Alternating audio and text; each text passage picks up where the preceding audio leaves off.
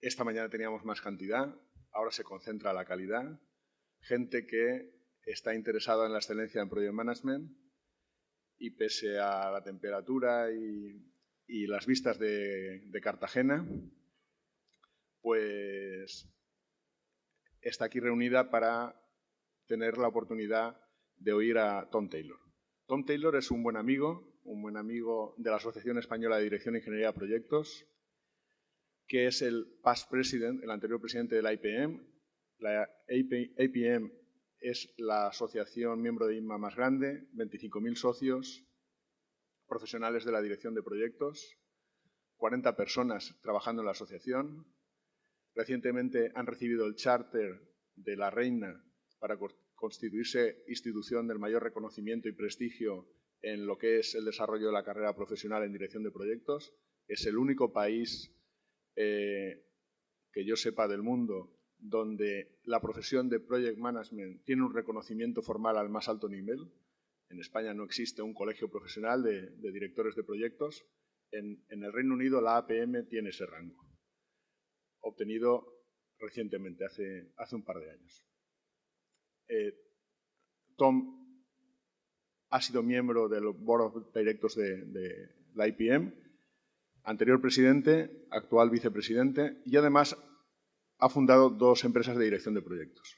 Una de mayor tamaño, Bureau 4, que fue uno de los cofundadores, y también es el principal de Dashdot, una empresa también.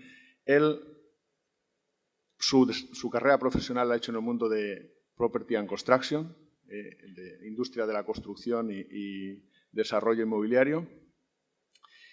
Y además de su trayectoria profesional y asociativa, también escribe libros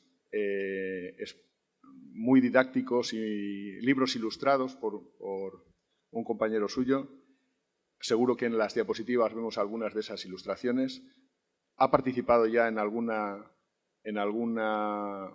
conferencia nuestra, pero queríamos que en este Congreso de Cartagena fuera el conferenciante invitado e hiciera la conferencia de clausura.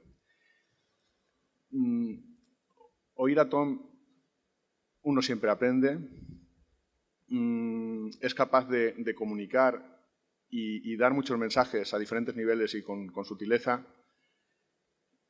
En Valencia, hace ya 4 años, nos dio una magnífica conferencia que la tenemos disponible en nuestro canal de YouTube sobre la responsabilidad personal del director de proyectos en una economía difícil y el papel y responsabilidad ética. Todos podemos hacer algo para que las cosas cambien. Hoy también tiene una ponencia muy interesante, menos técnica que otras áreas del Congreso, sobre qué es la dirección de proyectos. ¿Es una profesión, es una disciplina, es un negocio o muchas más cosas?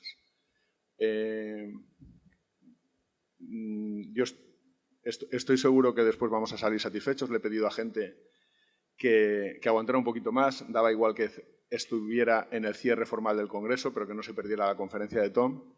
Y sin más, Tom, please. Gracias.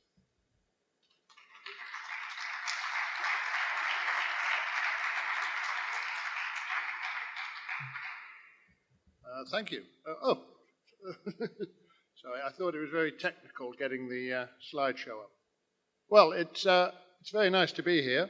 I must congratulate you on this conference, on this congress. I travel quite a lot and I go to other congresses and conferences, and this is always a well-run and well-organized conference, but also it's got a certain energy. I don't know if you try to speak or listen to anybody when you're walking around the posters, but there's a real energy there, and the lunches and the pace that you get through your presentations is really impressive. And to circulate the event around these really nice cities and these really fantastic university facilities, which I think anybody in the world would be pleased to have. So I'm really pleased to be here. I'm going to talk on this subject. Is the screen big enough for you? Can you see it? I was a bit worried the screen might not be big enough, but it's an area that interests me. this project management. And I know you're not all project managers. Some of you are engineers. Some of you are academics and teachers.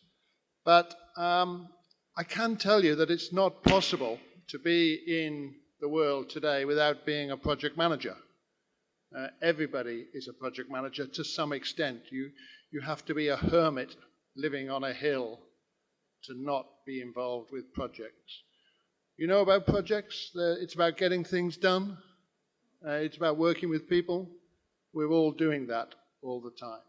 So I have a few slides here which are a personal view. If you're an older person, you'll probably be writing some notes in the book. And if you're a younger person, you'll be taking photographs of the slides, but you won't remember why. But that's your problem. So, shall we go? Shall we set off? I'll introduce myself, then you'll introduce yourselves, okay? We'll work out some scenarios about why we would want to explain to anybody or discuss this topic of professionalism, trades, skills, disciplines. I'll take you through it. At certain points, somebody will tell me there's 5 minutes to go and I will stop. So, this is me. I heard all that being explained to you in Spanish, and I'm pleased to be here. Now, the next exercise is a scientific exercise, so you have to put your hands up for various questions. Could you all just practice putting one hand up in the air? I can see some people aren't able to put one hand up. That's concerning. Okay, right. Okay, so are we ready? So, are you, or have you ever been, or might you be, an individual who is interested in, committed and dedicated to project management? So, are any of you individuals like that? Could you put your hands up, please? That's 32. Thank you. And are any of you employees or employers with livelihoods in project management in your organizations or departments or consultancy? Are any of you like that? By the way, you can put your hand up more than once. 18. Thank you. Are any of you project team members? And just in a team, you know, and somebody else is managing. Does that ever happen? Can you put your hands up? 24. Thank you. And what about project management students or even project management academics? I think there's a few here now. I think a lot of hands are going to go up. Ready? Go. Do it again, sorry. 28. Thank you. Are any of you actually members of a project management association like the Project Management Association that's organized this conference, which we'll call the Spanish Project Management? Are any of you members of that? Okay, about half. That's good.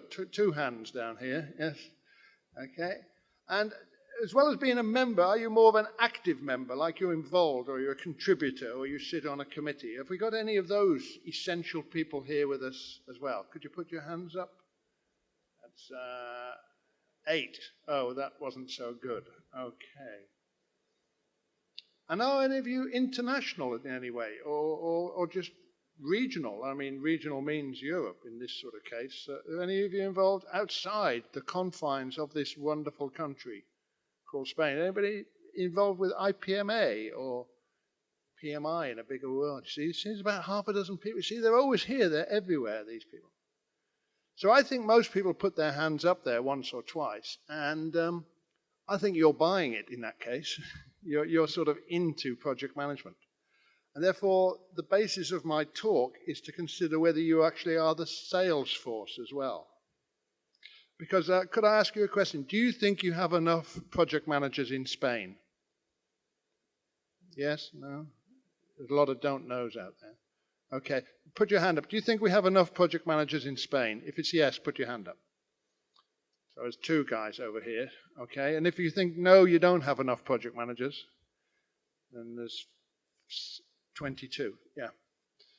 So, so the next question is, do you have enough good project managers in Spain? Now, when we ask that in UK, everybody laughs, because we think we've got lots of project managers, but actually we wonder how good they are. And there's a general feeling that we need more good project managers. Now, these might be people who are project managers already. We have to make them better. But it might be people who are in other areas. and we've got to bring them into project management. So what's happened to me with all my connections and things, I get asked questions, and I give you 3 situations. So I'll read it out. This is me. I meet a neighbour. They believe I might be a project manager, and they have a 19-year-old teenager. They don't say whether it's male or female, and it doesn't matter. And they're investigating career opportunities with them. And they're thinking of maybe they could be a taxi driver or an airline pilot or a nurse or a project manager even, or something else. You notice the interesting mix that teenagers come up with of possible jobs and careers, okay? And they say this particular child, this candidate, likes meeting people, is quite creative, and has reasonable computer skills. And you start to think, now they could come into project management. So they're saying, would you spend some time? You know what parents are like? You know what parents are like? They, the child doesn't listen to the parents, but they'll listen to somebody from down the road. So this happened to me about a year ago, and I said, well, when do you want me to speak to them? And they said, here they are. And they presented them like in 10 seconds. I've now got to think of all the things I might say to this teenager to explain to them what project management is about and what their options were. And I thought, and I did it, and I thought that's going to happen to me again at some point. So next time I'm going to be ready. So if they say, well, in 10 days' time they're going to have finished at school, and could you see them then? Or at 10 weeks' time when this term is over, or 10 months' time when they've finished school or university. So there was all these things when I could have time to prepare. And then I got into another situation where I met a new government under-minister for the Department of Initiatives. I'm making these names up a bit to protect the innocent, okay? I met him in an elevator, and we're on the 15th floor going down. And they said, I know you're in project management. I've seen you around somewhere. And they seemed quite flustered and confused. And they said, I've just been given 30 programs with 300 projects. Or sorry, is it the other way around? Have I just been given 30 projects with 300 programs? I really don't know. I don't know much about this sort of thing. Do you think I'm going to need some project managers? And I said, I prefer not to give you an answer right now. Can I come and see you next week when I've had time to think about it? And he said, that's fine. And I was really pleased because I hadn't fallen into the 10-second trap trying to answer the question. And anyway, we were going to hit the ground floor pretty soon. So another situation comes up. You will have these in Spain, I'm certain. It's commercial director of a successful national cash-rich new tech organization. Okay? They're very much into new software and apps and this sort of thing. And they say they're actually looking for sponsorship opportunities for what they call creative collaborative industries, which had careers and communities and contributors so they could get involved. And I went, whoa, that sounds just like project management. And they want to sponsor things like events, like workshops, like, see all these people on the back of your book, all these these sort of people. And I didn't just want to do it for a year, but maybe for 3 or 4 or 5 or more. And he said, what sort of industries do you think we should get involved in? Do you think projects and project management would be a good area? And I'm thinking, yes, bring it on, bring your checkbook. Yes, please, we'd like to engage with you. But I wasn't quite prepared, and I wasn't too sure what sort of sums of money I should be talking about, or even what zeros. So I bought some time.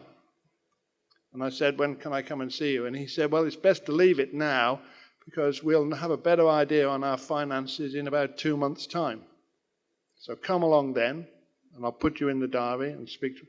And I had 10 weeks to prepare. Now, these situations come up for me, and they come up for you. Since I did these 3, 2 other things. Somebody has said, would you go to a school, a junior school, a primary school, and talk about project management?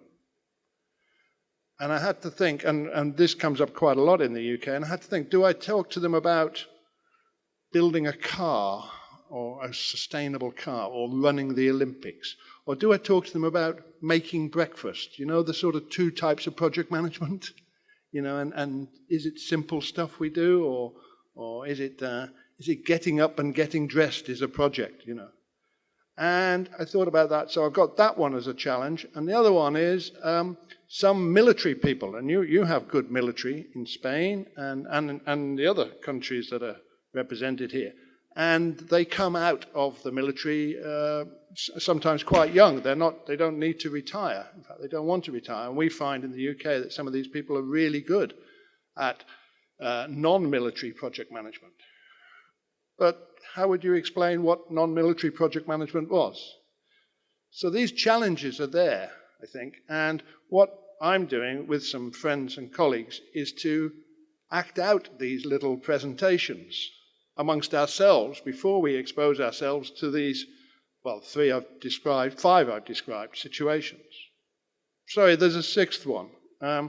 We were asked to send graduates back to their universities. At Bureau 4, we employ graduate project managers.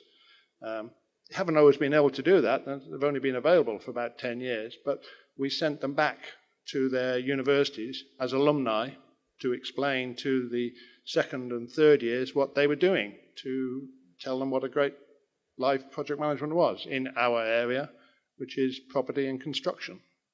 And the people we sent found it really interesting because they hadn't really thought what they were doing. They were so busy working that it actually gave them a chance, and they were given time to prepare a PowerPoint presentation of what they'd been doing at work.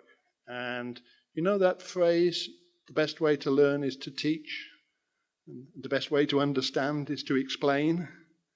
Well, so the best way to buy is to try and sell, and then you'll decide whether you're buying it.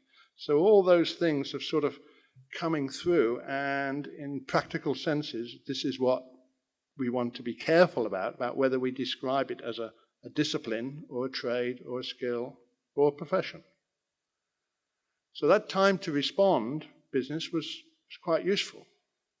And I'm sort of offering it to you as groups and communities. I know not everybody is from Spain here, and you're also from other Spanish-speaking countries, you know, to go back and say, can we sell? Can we sell management of projects and project management? How much time do we need to be made ready? And I've had conversations here with you guys, you know, in like 10 seconds we're into the conversation.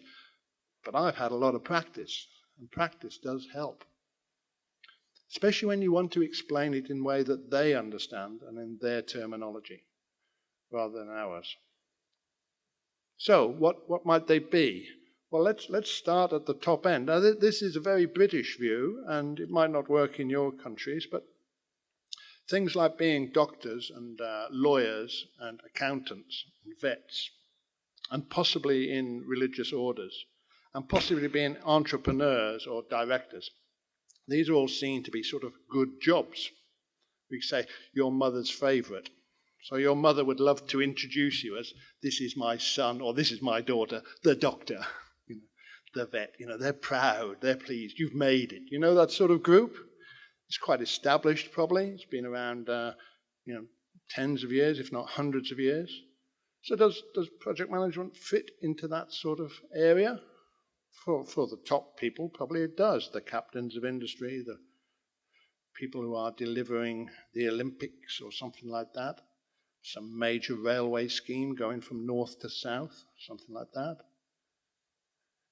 Or what about the engineering professions? And we've got a lot here, and off we go. Aeronautical, aerospace, agricultural, building services. We call them M&E, mechanical and electrical. Civil engineers, construction engineers, electrical engineers, geological engineers, mechanical engineers, mining engineers, software engineers, structural engineers, telephone, traffic and welding. Do you have all those sorts of engineers here?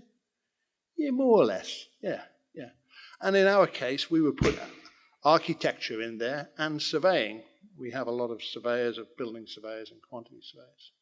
So do the project managers fit that? Now, in UK, quite a lot of these engineers are chartered. The idea of being a chartered engineer gives you a particular badge. Maybe if there's chartered engineers in somebody's family, they will relate to the fact and it will give them a reference point. Other people have no idea what chartered means. Therefore, you don't oversell it. But we have a lot of what we call the two-letter professions. I'm sure you have them here. You might not be the same letters, but these are public relations, market research, human resources, health and safety, quality assurance, business studies. Oh, PM, project management. Is it like one of those? Do you have those? Do you feel similarly? You know, these are professions which really have only arrived in the last 30, 40 years, maybe 40, 50 years, that sort of thing. Could you relate project management to that sort of thing?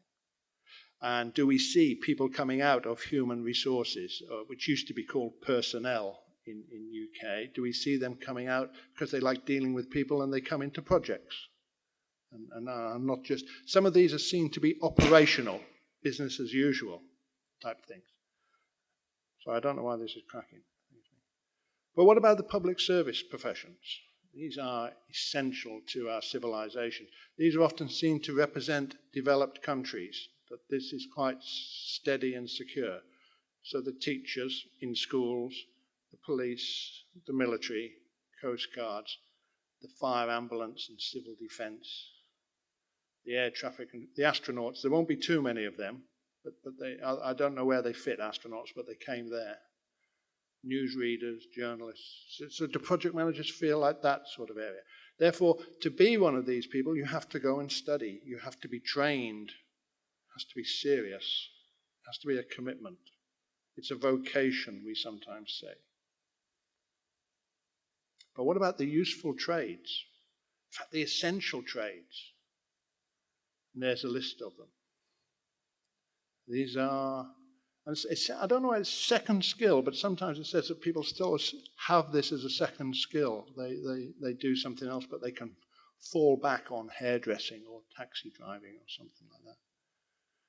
If you're a senior academic and you're pushing your master's degrees, this might seem quite terrible that we're actually aligning possible project management with these sorts of people. But wait a minute, you can go on a 1-week course and come out of it with a certificate that says you're a project manager. The level Ds are level D. In fact, it can be harder to get a driving license than it can to get a project management qualification. And again, these are callings, these are vocations. People appreciate that you have to be trained to do these things. You can't just turn up. Well, I had a haircut the other day from somebody who probably wasn't a hairdresser, but you know, well, they said they were a hairdresser, but I'm worried that they really were qualified and appropriate. And then agents and representatives. And now some people see project management as being in a nice place, as being sort of between different parties, somebody who brings people together, that makes things work, that gets 2 and 2 to add to 5, and that sort of thing. And we call them representatives or agents. Sometimes their project managers are appointed because the customer or the client doesn't feel they have the skills or the knowledge to manage the team and manage the project. So they ask for somebody to represent them, like client representative down there. Contract representatives. So the word agent and attorney and that sort of thing, does that sort of bring in project management? Now, depending who I'm talking to, depends on whether I use these sorts of phrases and terms.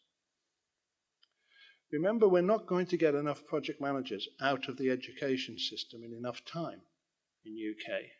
We've got a lot of people studying it, undergraduate and postgraduate, but it's not enough to fill the shoes. So therefore, we're hoping to transfer people from other areas, engineers, for example, military people. So there's transfers coming across. There's people who also come and go, you know, that they go and do something else or travel around the world or have maternity breaks and this sort of thing. So we're keen that they will see project management as an interesting area. So what are we expecting from these professional people? Now in UK, professionalism does mean something, and it's sort of slightly aligned to that chartered thing I was talking about. So we're expecting people who seem to be dedicated to their craft.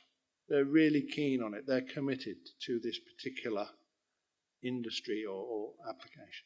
They're appreciated from others for a job well done. So they're respected. They get recognition from the establishment and other professionals.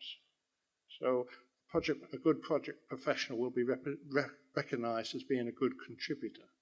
And by the establishment, I mean people like government. The phrase now comes up when we explain a project, that the first question that could be asked is, who's the project manager? Which is quite interesting. And that sometimes comes before how much is the budget or who's the designer.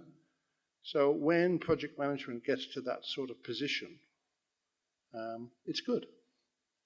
And it's a job to go for. We will get respect from society, the media, the public. The media, when they hear about a job that's gone wrong, they ask, where's the project manager? Now, they didn't used to do that 20 years ago. So project management's getting a much bigger profile. You get admiration. Oh, the essentialness. And particularly with project management, we see, if we hadn't had you guys here, it would have been a lot worse. So there's an inference that it was pretty bad, but it would have been even worse. And therefore you're making a good contribution. And professionals get rewards. Now that we mean in the professional sense of the opposite is an amateur, and an amateur doesn't get any money. Professional is doing this for money, not out of the kindness of their hearts. So they're all sort of versions and descriptions of what a professional person is in the UK. I think some of it works here, but it'll all be different, and it's different in every country. And then these communities, like the engineering community and the project management community, they have things like, in UK, professional bodies and associations. So not only do we have APM, with its 20,000 members and 500 businesses, we have project management divisions within our chartered surveyors, within our builders, within our engineers. We have special interest groups, sometimes called SIGs, and they sometimes just see project management as one special interest group. Project managers laugh and say, no, there's 40 different competencies. And sometimes we have SIGs just for one competency, about risk or about earned value. In UK, we have councils. We have a design council, we have an engineering council, we have a construction industry council. APM belongs to all three.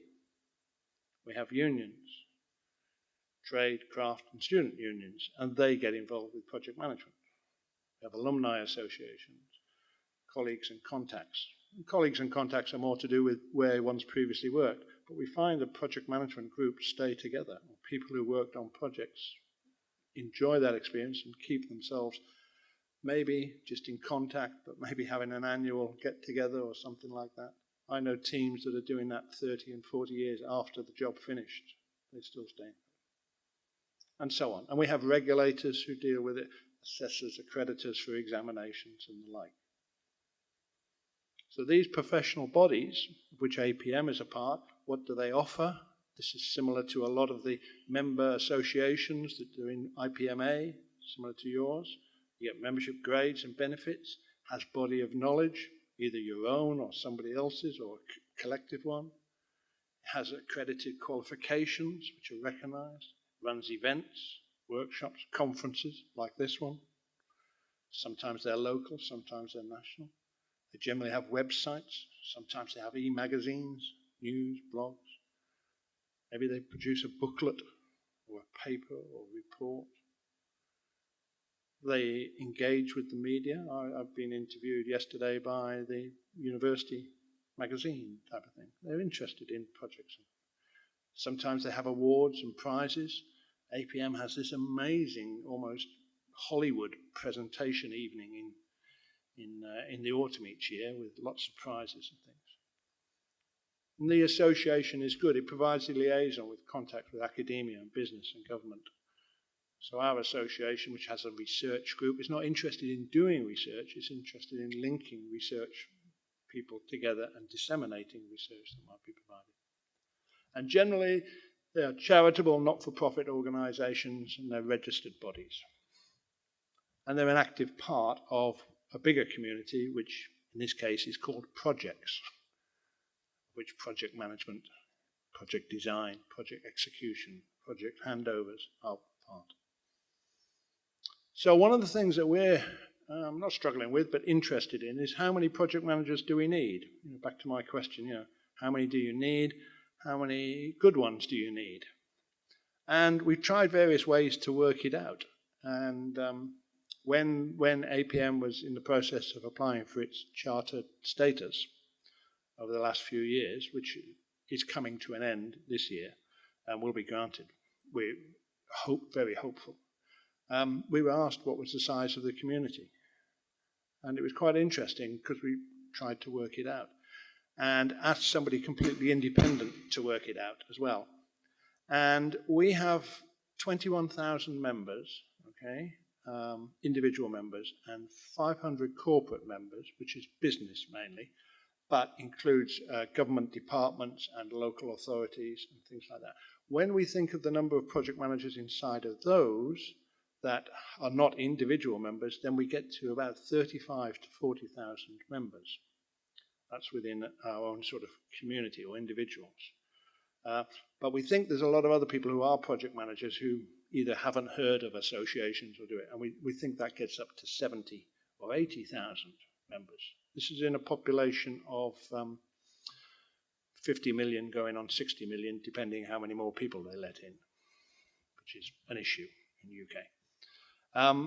But PMI did a calculation and they thought it was 500,000 project managers, which means 1 in 10 people are project managers, which we think is pushing it a little bit, but we understand it.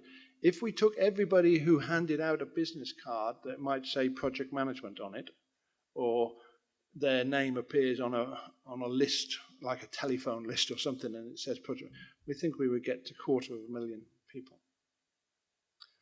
And we think that's interesting for us because that's interesting for you, because although our countries are very different, they're also very similar. And how many people do we need, and could it be possible to calculate? When we went to the census, which we thought would be a really good place, it's not down as a job, so nobody ticks it.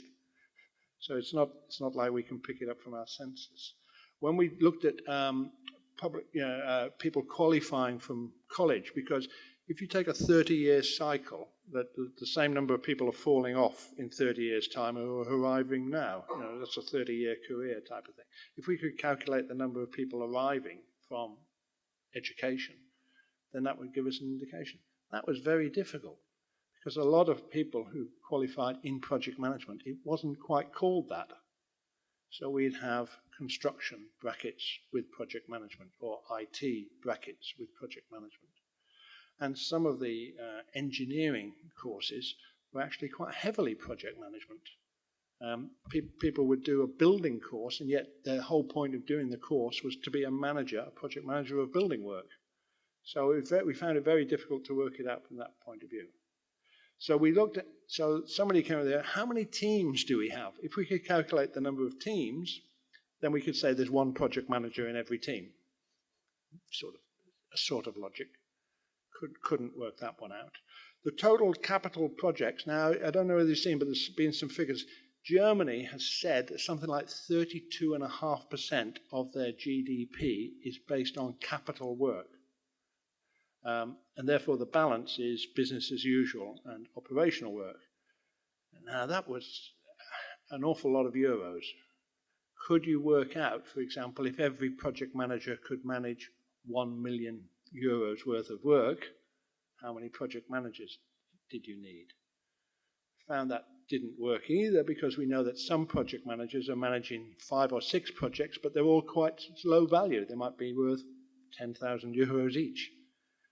And we might have a team of 20 or 30 project managers working on a major project like Crossrail or big railway projects or tunnelling and things like that. So we're looking at these areas, but we're still finding it quite interesting.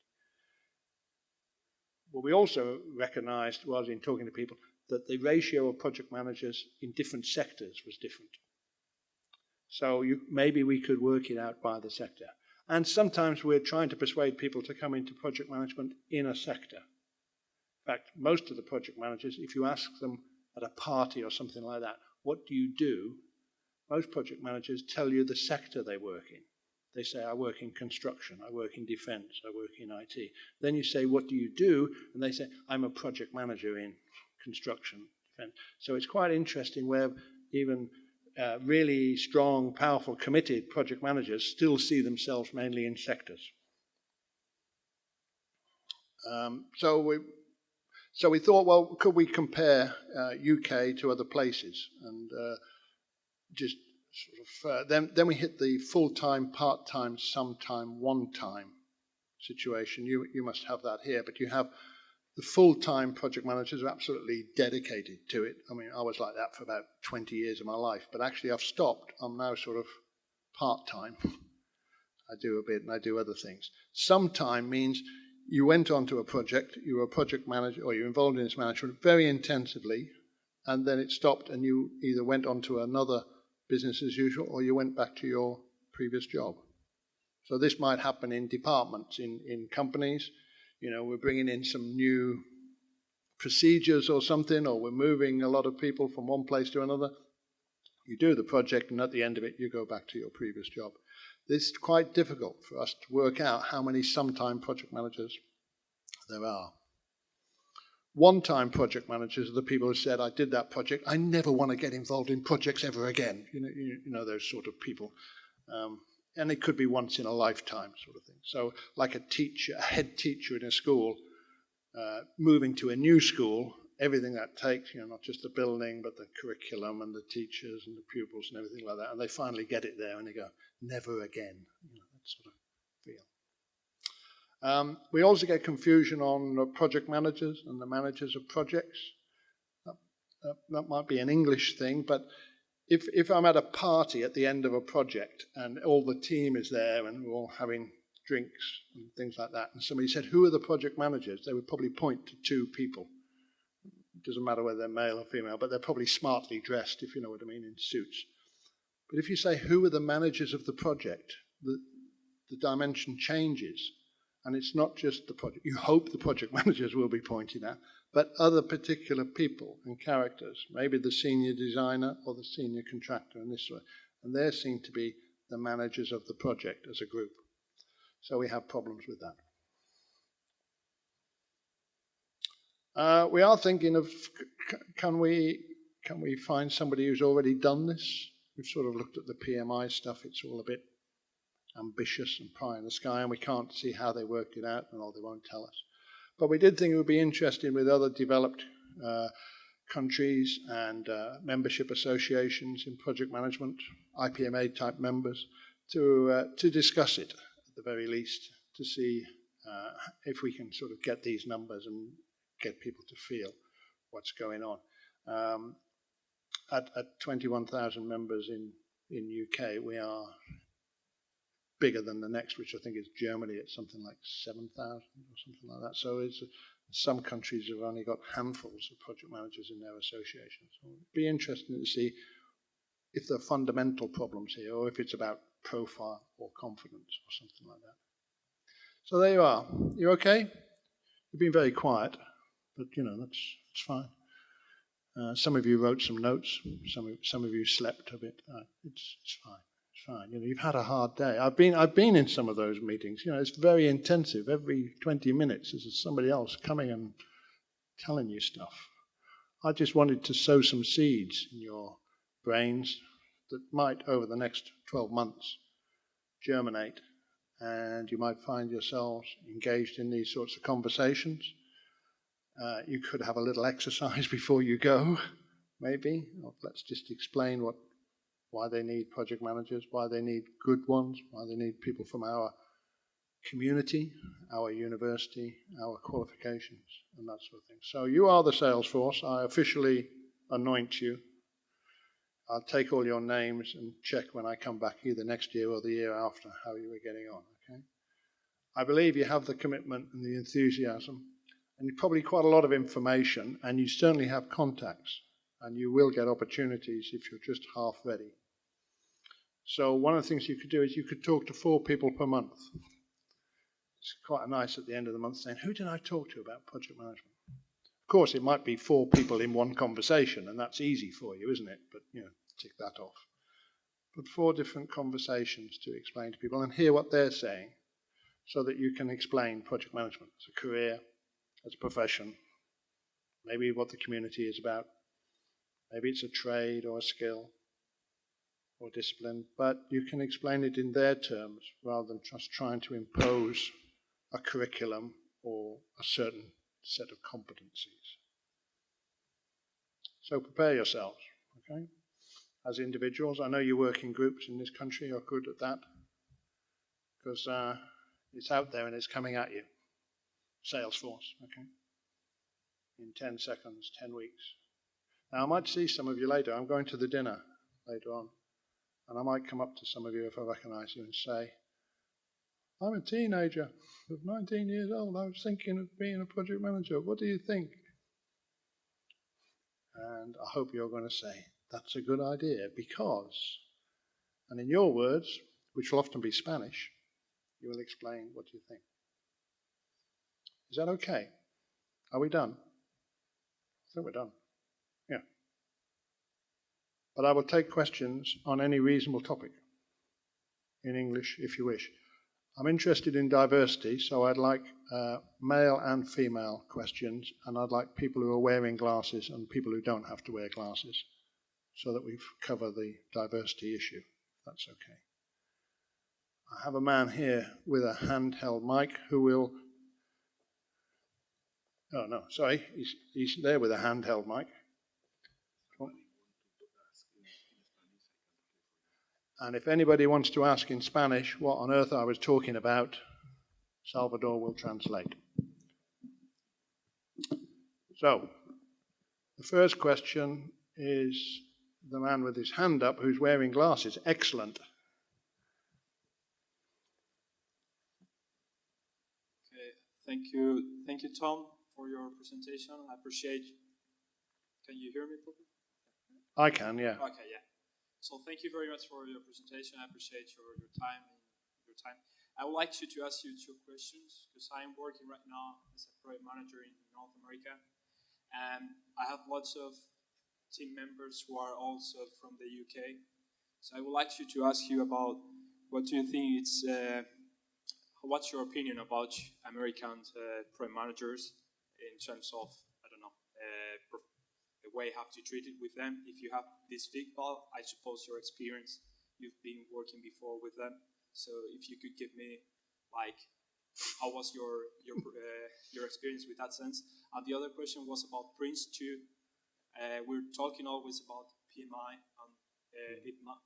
I would like to know more about this British certificate. So if you can give me some information or give me some figures about it, I will appreciate that. Thank you. Okay, yeah, thank you. International project management is really interesting when you get mixed teams, and generally they're speaking in English, which is quite interesting, and it's good to work out who's, and a lot of people speaking good English, but is it their first language? It's quite interesting. I've spent quite a bit of time in Estonia, Lithuania, and Latvia over the years, going around their conferences, which they circulate. And they speak to each other in English because they don't speak to each other in their own languages, and they don't expect anybody else to speak their language because they're relatively small, at 2 million and 3 million, that sort of thing. So one of the things I've sort of learned is to not be fooled by the language thing, and to allow and encourage the people who are not necessarily speaking too much to speak. I think it would be part of my job to sort of bring forward the shy ones and, as we say, support the weak, control the strong. American project managers, if you're following the PMI model, we would say have a problem insofar as it's a delivery orientated and not definition orientated. I saw at the beginning of your presentation, and those early blue stages are quite important, and on your strip diagram. And it's a debate about whether project managers can or should be involved at that point, either running this thing or certainly contributing. Prince 2 has been around for a long time now. It was called Prince, and then and it was for IT projects in the UK, which were struggling 30 years ago, and they brought in a methodology to do that. They thought it was so good that they sort of adjusted it and took out some of the IT speak and tried to make it, or did make it generic, and called it Prince 2. They revised it again, probably about 4 or 5 years ago, and they still call it Prince 2. Everybody thought it's going to be Prince 3 now, it must be, but it's Prince 2. And it's a really interesting discipline and what it's got into. It was originally developed by the government, Her Majesty's government in UK, and recently, well, probably 2 years ago, has now been sold off to something called Axelos, which is a special vehicle, which is Capita, the big organisation Capita, and Her Majesty's government owning it together. It's fundamentally, it's really good, I think. But the people who bought it have bought it, and now they're looking for other add-on products and things. So I think we're now getting lean and agile and probably sustainable versions of it to sort of keep it going. I mean, you can get a Prince 2 foundation qualification by going on a 4-week course and 4-day course and taking an exam at the end of it. But you know, you can get other qualifications by answering 50 multiple choice questions and this sort of thing. The phrase I would advise you, and we like, is qualified for what you do. And we think there's a lot of project managers who are qualified, but not in project management. They got qualified in something else, you know, an engineering variation or business school sort of thing. And I would expect assistant project managers to be down at D and C, and I would expect major job running people to be up at A, to be qualified for what they do. Does that help? Talk to me later if you wish. So we need a lady to ask a question. Is that possible? Ladies? In Spanish? Okay. Could have a man to sort of ask a question with a high-pitched voice.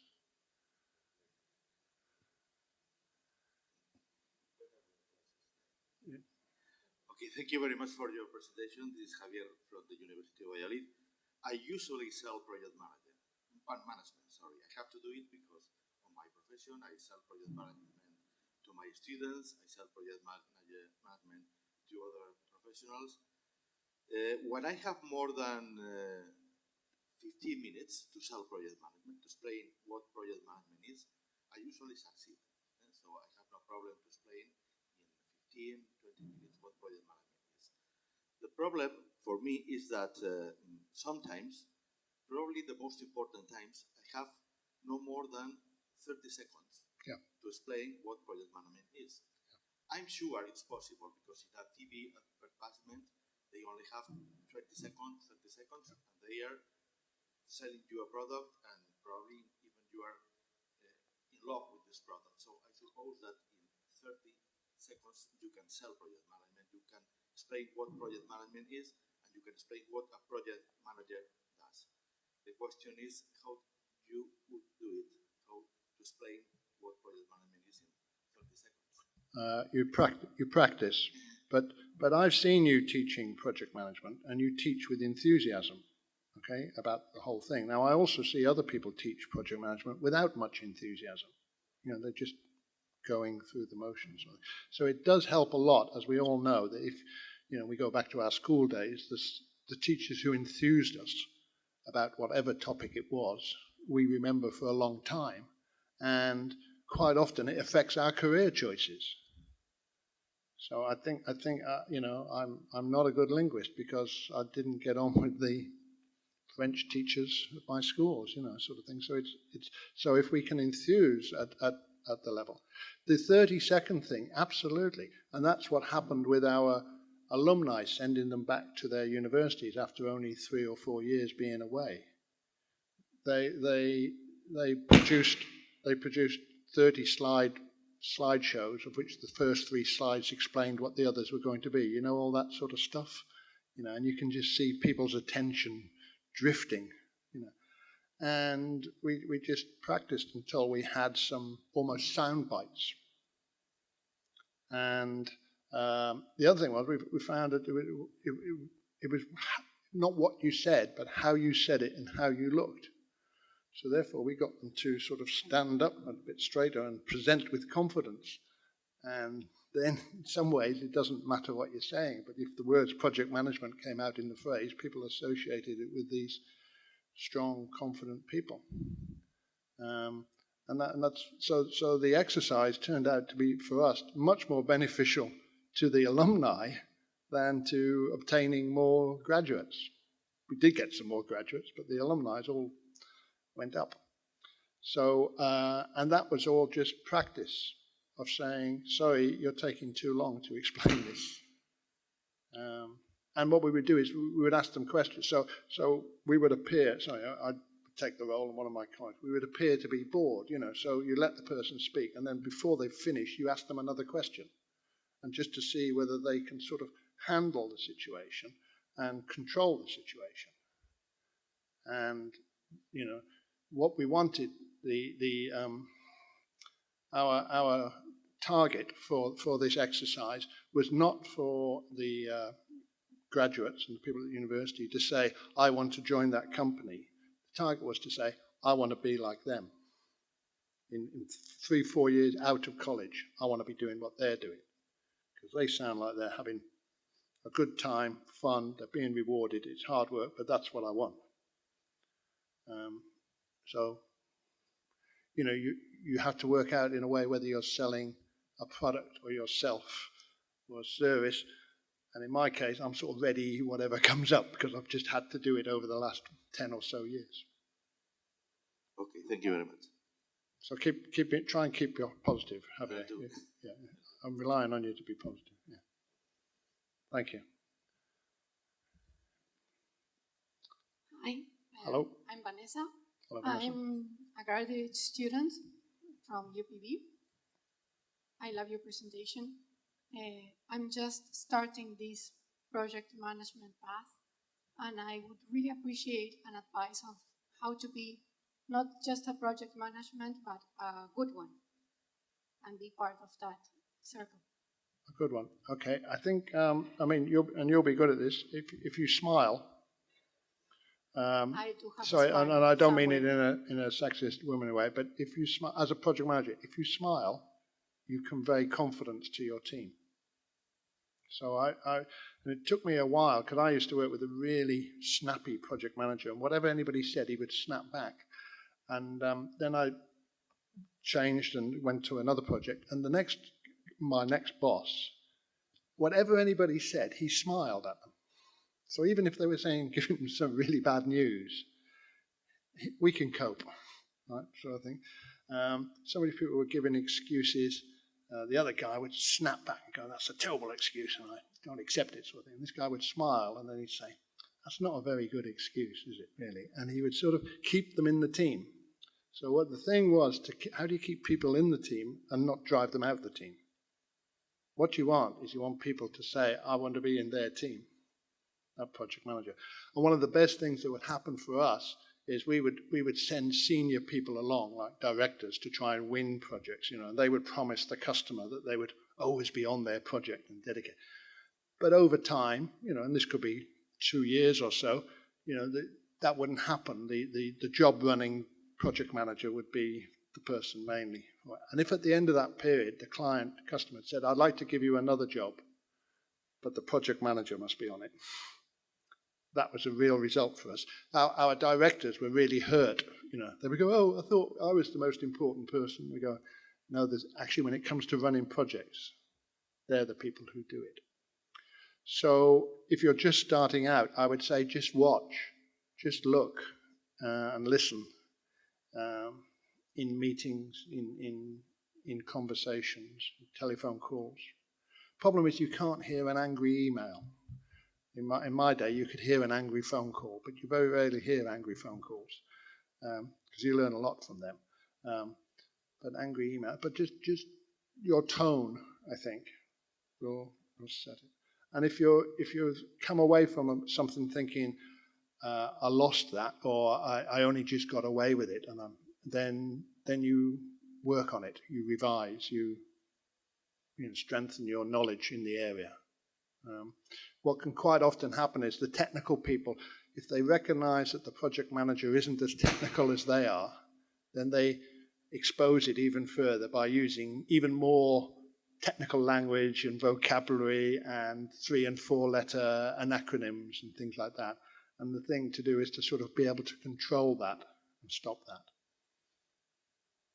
So one of the things to do is, if you don't understand, don't say you don't understand. Say, this person here doesn't understand. Could you explain it to both of us? Thank you. Are we done? Any more? Do you want to talk about Europe? Do you want to talk about Brexit? No? We're there. We'll be. Don't worry about us. If you were worried, don't worry about us. We'll be okay. It's you we're worried about, yeah. So no, it'll be good to get another system going sometime. We'll be back together again, I'm sure. Are we done? Thank you very much indeed. Thank you.